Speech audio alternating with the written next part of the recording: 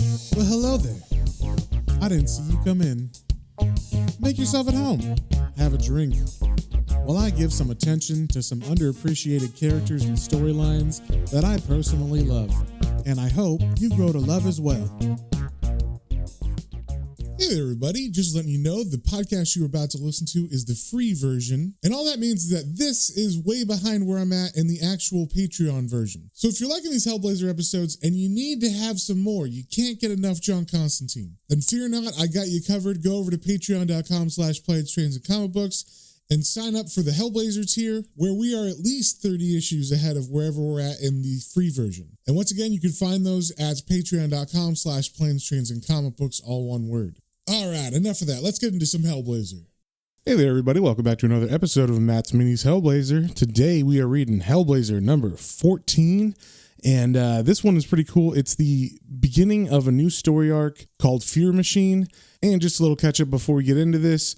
So previously, John has defeated Hell and Heaven together. Both of them had plans on like how to get one up over the other, and John, of course, put himself in the middle and kind of ruined everybody's plans. So in the process of that, near Gaul the demon that John was kind of double-crossing, went to John's flat and murdered everybody. And this has led to John being homeless, and also because they've been murdered, of course, it looks like a Satanist went through and just did like pentagrams everywhere in everybody's blood and chopped people up. So the police think that John is the person who did this, and so they're after him. And also, all of John's friends have officially died, all the ones from the past. So he is like 100% on his own. He doesn't have anybody to turn to. So that is where we're starting at this issue. And first things first, we got the cover here. Once again, it's a pretty esoteric cover, but we can see things like there's a map, kind of a topographical map looking thing in there. We see some stones arranged, kind of like Stonehenge. And then we see some faces of some people who we haven't seen before. So John's probably going to meet some new people in this one. And of course, this is written by Jamie Delano. The art is by Richard Piers Rayner and Mark Buckingham. And we start off on the first page with John having a bad nightmare. If you remember in the last issue, he also had a weird nightmare on the beach where he was at. So that's going to be a theme going into this new story arc. In this nightmare, it says there's a park full of thin, starved people who look like refugees, and there's some guards guarding them, and then there's a small boy looking through a fence at them, and he's kind of hitting the bars of the fence with a stick, and then that's where he wakes up, and we find out that he is in a woman's bed, and we find out her name is Julie, and that she is a bartender and student from the city, I guess, and she's here on vacation as well, so he's staying in her hotel room because, like I said, John is homeless right now because he can't go back to his house because the police are looking for him. So he's just kind of been, I guess, sleeping with ladies or sleeping on the beach or something. And that's also probably why last issue he had no beach clothes. He was just wearing his trench coat and all that stuff. So anyway, John gets up and he leaves before the girl Julie wakes up. And as he's leaving, of course, people start noticing him, and he's kind of talking to himself saying, I've been here too long because people are starting to notice that I've been here, and it's kind of the end of the holiday season, so they're kind of like, when are you leaving? So he goes to get some croissants or something for breakfast, and then also get a newspaper from a shop with some cigarettes. And as he looks down at the newspaper to read it, he's like, oh shit. His face is on the front page along with the headline, Face of Evil, Satanist Slayer Sought. And we see that this specific issue is called Touching the Earth. And on the next page, we see that John has left town. He has started hitchhiking wherever he can get to away from that beach town and his home in London. So his first ride is from a dude that has like a fish truck or something. And he is the most annoying, most obnoxious person ever. So he's starting to say, so I says to this bird, snotty little bitch, I says, darling, if you don't want to walk, you better lean over here and give me a gob. And for those of you who don't know, that's basically him saying, you better give me a blowjob or else I'm going to throw you out on the street. So Constantine, of course, is horrified by this dude, and he's like, oh my God. So he's like, pull over, and he like runs out. And the guy's like, no, I was talking about the girl that I did that to. I don't want one from you. And Constantine thinks to himself, big ugly bastard, I hate blokes like that. So he tries his luck hitchhiking again, and people just driving by, almost hitting him a couple times. And then a police car drives by, and he's like, uh-oh, 10-1, this one stops. And he was right. They do stop and they turn around and tell him to stop where he was, but he's already running. He runs into like, I don't know if it's the woods necessarily, but it just looks like a very overgrown area with lots of like bushes and stuff like that, and maybe weeds and vines. And he ends up falling in the water of like a stream that's there. But luckily for him, the cops didn't stop because they actually thought it was Constantine himself. They were just kind of like, oh, it's probably just a drifter that looks like him, but we got to check. And so when he runs in there, they're like, I'm not going to go in there. That's annoying, and our shift's almost over. So they basically let him go because of that. So Constantine kind of follows the stream out of that area on into like an open field, and he reaches into his pocket and sees that his cigarettes are ruined and all wet. And Constantine's thinking to himself, it makes me sick. I saved the world, and the next thing you know, I'm worse than a bloody terrorist. Even if I tried to explain, they'd never believe me. Sodom. I should just build a boat and sit in it, smiling, watching as they all drown in the rising tides of their own stupidity. So as he's feeling sorry for himself and complaining, he begins to take off his clothes because they're all wet.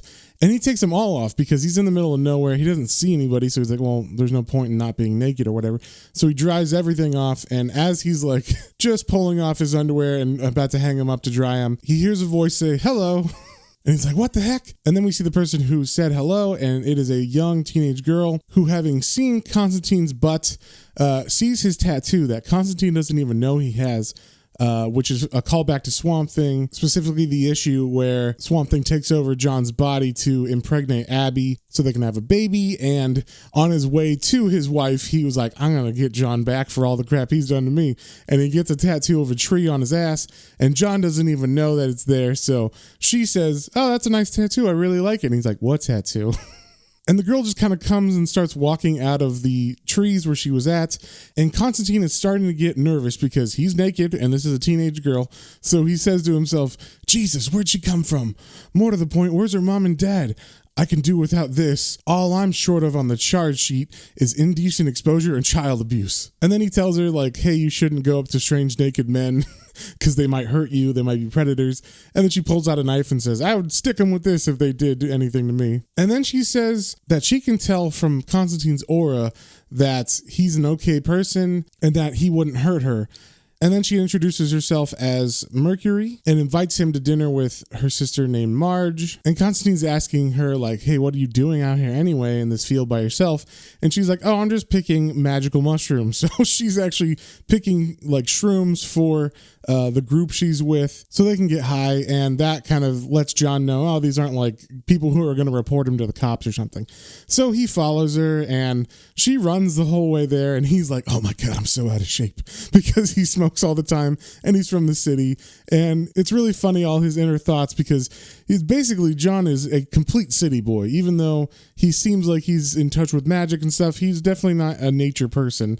So he follows Mercury all the way back to her camp where her and her sister Marge have like a VW bus or a camper of some sort that they travel around in. So John gets introduced to Marge and they kind of talk, and Constantine's like, oh, aren't you worried, like, because I'm a strange man that your daughter talked to in the woods and stuff? And she's like, well, anybody that Mercury vouches for is good for us. So it seems like they know that Mercury has some sort of aura powers or whatever, and she can kind of see the good or bad in people. So as they're talking, another person walks up. His name is Eddie, and he's been traveling with Marge and Mercury as well. And so what I can gather from this comic is that these were a thing in the 80s. I don't know if they're still a thing, but a lot of people who were counterculture and not a fan of the city and politics and stuff like that going on, they just decided to get a van, a cheap van or whatever, and start just traveling around, staying where they can, living off the land, and then meeting up at certain points where they could do like a protest or they could just hang out for an extended period of time until they had to leave again. You kind of think of it like a traveling commune or something like that. And because they're non-traditional, like to traditional society, the police and stuff always hassle them. And like if they find them, they will just trash their vans if they're away from them, or they will just kick them out of wherever they're at. So it's kind of like a lifestyle that's not accepted by the mainstream society, or at least the government in Britain. So they invite Constantine to go with them, and now he's traveling with this group of new people he met. So they drive into the night, and we see that they're around Salisbury and Andover, it says, on a sign they pass. So they actually get to see Stonehenge as they drive by, and they're talking about how they'd like to stop and visit them, but they're all behind fences, and it's like a shame that the government is keeping them like prisoners behind fences and stuff. And they begin to talk about like ley lines and different types of like earth magic, and asking John if he knows anything about that kind of stuff. And of course, John isn't really wanting to reveal everything because he doesn't know these people, but he's like, I dabble in some stuff. I dated a geomancer or two. So they start telling John about their kind of being hassled by the government and what they have to do to live. And then also they start talking about how the way that they're traveling and stuff is how the oldest cultures of the world used to be, but the 20th century has killed most of them off, and that travelers have always been inconvenient to settlers, like the Indians, like the Aborigines, like the Gypsies. They just don't want to be held down by society or these settler-style cultures. And I think it's kind of funny because as Eddie is saying all these things, like, you know, explaining their way of life and stuff, John is kind of, and it's late at night, of course, but John is kind of dozing off, like, yeah, all right, yeah, settlers, culture, yeah. And slowly falls asleep. And when he wakes up, he sees that they're parked with a bunch of other travelers that have gotten together at one of these meeting places. And everybody gets off their bus and they kind of say hi and catch up and also introduce John to the rest of the group. And John's kind of taking it all in. He's intrigued by this kind of lifestyle, but he also doesn't really quite fit in, and he doesn't understand what he's supposed to do in this role because, like I said, it is like a commune, and everybody's kind of got a part to play. So Marge sees John kind of standing there twiddling his thumbs, and she walks over and says, hey, John, you need to get out of those clothes because they make you look like a renegade social worker.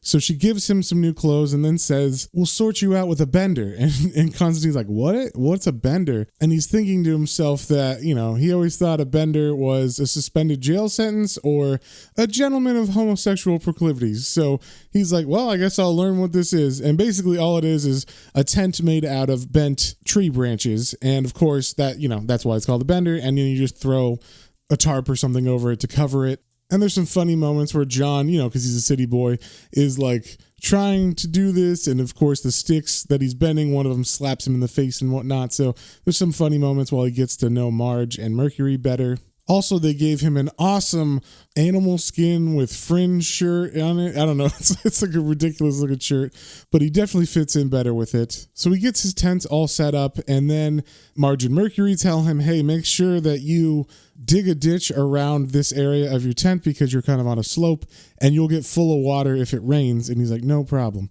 And then he meets another guy there named Errol, and he's being super nice to John. He says, oh, I know what it's like to, you know, stay in a tent for a couple months and stuff. So if you need like a shower or whatever, you can come over to my camper and I have it. And he also starts talking to John about his life and introducing himself.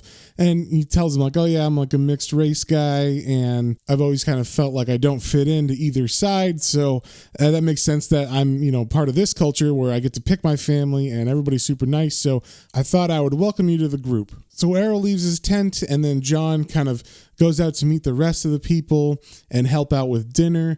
And so he's helping peel potatoes, but he kind of sucks at peeling potatoes because he has never really done it before. So Marge introduces him to a couple other people named Joe and Sam. And when he meets Sam, he says, oh, like Samantha? And Sam proceeds to pick him up completely off the ground by his arms. And he's very surprised. And I'm not sure if they're saying that Sam is a trans woman or if she's just a really strong woman and can do that. But it seems at least that her and Joe are in a relationship together. So I only point that out because it's very obvious that he's trying to show that these are all like kind of people who are not accepted by the current society of Britain. And because of that, they have chosen to like get away from that society, and they've found each other, and now they have their own community that supports and accepts them. So after meeting everybody, Constantine and his new friends have dinner together, and they talk about magic and stuff more, and they're kind of even more impressed by how much Constantine knows about magic and whatnot. And then Constantine decides to go to bed, so he leaves them around the fire, and once Constantine leaves, a couple of the people are kind of like, that guy's kind of strange. Do you think he'll stay? And then Eddie, who was reading a newspaper, says maybe for a while, but that's what Mercury says, because Mercury kind of, has that sixth sense for people. But we see the paper he's reading is the one that has Constantine's face on the front page and the headline, Face of Evil. But they don't see it as of yet. They're just kind of talking about him. And then we see Constantine kind of getting settled in his tent, kind of unused to the nature outdoors stuff where he's hearing animals and stuff at night. But he is eventually able to fall asleep. And then he's woken up by a large thunderstorm that happens, and it begins pouring rain, and he wakes up soaked to the bone because he forgot to dig that trench like Mercury and Marge told him to. And that is the end of the issue. If you have any comments, questions, or suggestions, you can email me at planestrains and comic books, all one word, at gmail.com. And we will see you on the next one.